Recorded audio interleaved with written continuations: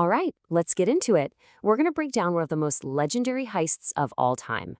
I'm talking about a crime so bold, so perfectly planned, that people still call it the crime of the century, the Great Train Robbery of 1963. Now, think about that for a second. How on earth do you stop a massive, speeding train with just a glove and a battery? It sounds like something out of a movie, right? But believe it or not, that simple, ingenious little trick was the key that unlocked a massive fortune. And they did it all in under an hour, with the kind of precision you'd expect from a military operation. So let's paint the picture. It's the middle of the night, August 8th, 1963. You've got this Royal Mail train barreling down the tracks, going from Glasgow to London. But here's the thing. This train isn't just carrying letters. Oh no, it's carrying something way, way more valuable. And then at 3 a.m., the driver, Jack Mills, sees something that makes the hairs on his arm stand up. A red signal, right here in the middle of nowhere. See, this was a stretch of track where the train never stopped. There were no junctions, no reason for it. It just made zero sense. So he does his job, he brings this huge train to a halt, and in that moment, he drives straight into a perfectly laid trap. And boom! The second those wheels stop turning, the ambush begins. The assistant driver gets out, heads to the line-side phone to see what's up, and discovers the line's been cut. Before he can even shout a warning, a gang of men just melts out of the darkness. They overpower him, swarm the engine, and just like that, they've got control of the train. Okay, so how in the world did they pull this off? This wasn't some spur-of-the-moment thing. Not at all. This was a masterpiece of planning, led by a guy named Bruce Reynolds. And the entire thing was built on one very, very important secret. They had help from the inside. Yeah, see, Reynolds had a secret weapon. A source. Someone high up in the Royal Mail. This mysterious informant, and we still don't know who it was, gave them all the details they needed to hit the train's jackpot. So what was this jackpot? It was a special car on the train called the High Value Packages Carriage, the HVP. You gotta picture this thing as basically a bank vault on train wheels. It was used to shuttle huge amounts of cash from banks all over the country. And their insider? He knew everything about it. And this is where it gets good. Here's tip number 1 from their source. The normal HVP carriages, they all had alarms. But the insider tells them that on this specific night, all the modern secure carriages are unavailable. So what did the Royal Mail do? They had to use an old backup car, one that had absolutely no alarm system. A huge security flaw. As if that wasn't enough, tip number 2 was even better. It was just after a bank holiday weekend, which meant the train was absolutely stuffed with cash. We're not talking the usual haul of a few £100,000. No, this carriage was carrying somewhere between £2.5 to £3 million. That's 10 times the normal amount. This wasn't just a robbery. It was the score of a lifetime. All right, so let's get back to the action. The train is stopped, the crew's neutralized, the clock is officially ticking. These guys have a very, very tight window to get this done. I mean, look at this timeline. It's just incredible. From stopping the train to escaping, the whole thing took about 40 minutes.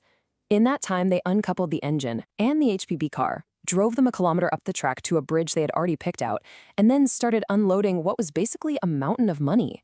So efficient. But, no plan is perfect. They hit a snag.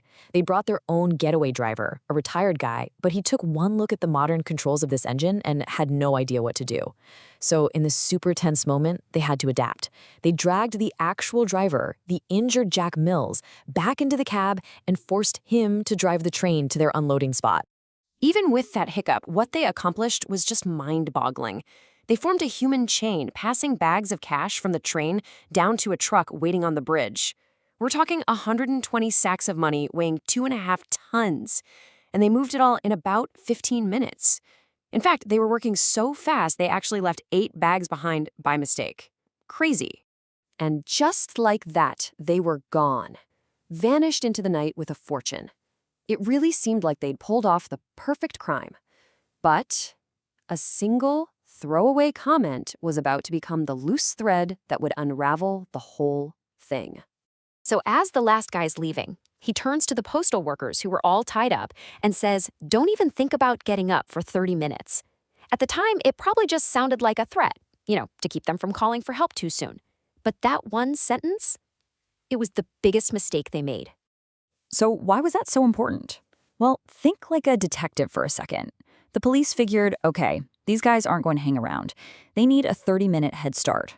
So how far can you travel in 30 minutes? That simple calculation allowed the police to draw a circle on a map, a search radius of about 50 kilometers. And suddenly, their massive search area became a whole lot smaller.